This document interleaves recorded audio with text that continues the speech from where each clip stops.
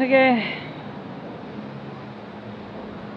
I've been asked this question a lot lately as far as now that I have a Fuji, two Fuji cameras, the Fuji X-T1 and the Fuji X-T10, exactly what sort of Fuji glass I'm going to be buying. Well, I said it from the beginning, and I'm going to continue to say it right now, that other than purchasing one additional Fujifilm Prime lens, I'm not going to be purchasing Fujifilm lenses. Why?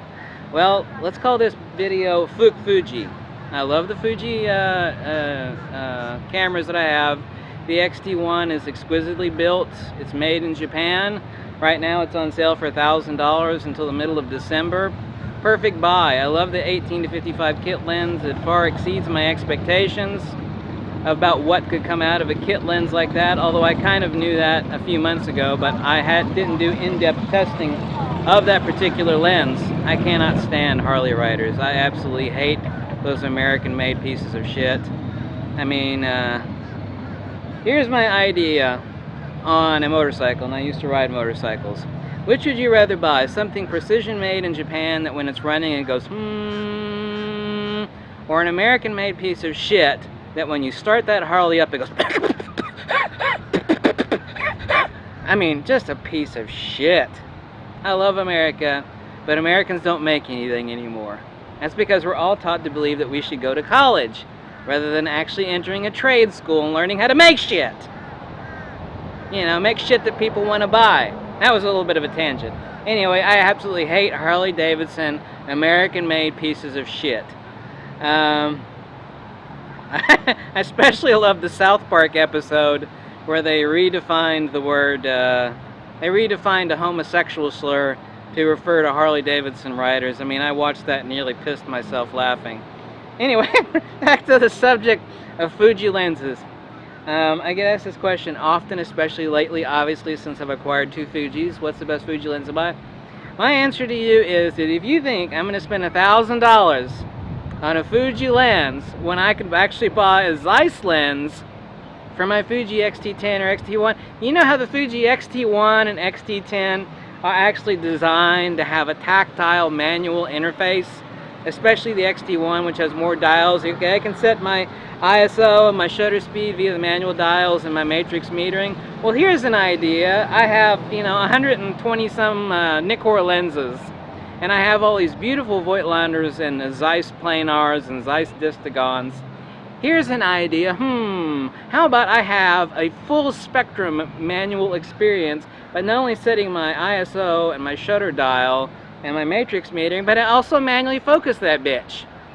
I'm not going to spend $1,000 on an inferior Fuji lens, and for $1,000 it is, compared to a Zeiss or Voigtlander, which is certainly a lot cheaper than a Zeiss. I am not going to be using, $800 to $1+ Fuji lenses. I could buy used Zeiss Distagons and planars. I don't need to buy them because I already have the damn lenses. I'm going to stick that Metabones adapter on the front of it, which I have no issue with, and I'm going to have an old school experience. Now here's the idea. While you can program, use your Fuji X-T1, X-T10 in program mode, aperture priority, and shutter priority, and also manual, the camera was designed as a retro experience with these manual dials. How about the full retro experience by using a manual focus lens on the front of the effing thing? I'm not going to spend $1,000 on Fuji glass when I could buy, typically, like new cheaper, from Japan, a friggin' Zeiss. And much cheaper than that, with the exact same quality of manufacture, a Voigtlander. And I already own all the Zeisses and all the Voigtlanders. I own all the Voigtlanders now. I don't currently own all the Zeisses, but I've used them all except one. So no, I'm not going to spend a fortune on Fuji lenses. I absolutely love the Fuji cameras. The Metabones adapters, which are, nothing out of China is made very well. We all know this. It's all cheap crap made by slave labor in China. The Metabones adapters are actually chromium plated brass, and they're exquisitely well made. They're exquisite. I mean, they're actually mind-boggling. There's actually no play or skew in the mount. I heard when they first came out with them there was an issue with that, but obviously it's been fixed. So sticking a tiny pancake Voigtlander, even a pancake Nikkor 50mm on the front of my Fuji, be it X-T1 or X-T10, an all manual experience, okay? I'm going to acquire at most one more Fuji lens, so I'm going to have 3 or 4 max. But I'm not going to invest money in Fuji when I have this mountain of exquisite glass. Nor would I even, if I were to be hit on the head very hard, entertain the notion that I'm going to spend $1,000 for something that I could get a much nicer lens for $1,000 for, typically a lot less. So, Fuji, I love you. You know, I love your kit lens, the 1855.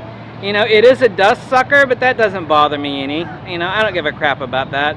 But your glass is expensive, okay? It's just damn expensive. And I've already got a ton of glass, and I'd recommend that if someone wants to have a manual experience with their damn Fuji, then have a manual experience. It'll actually make you a better photographer, okay? Thanks for watching. Catch you later.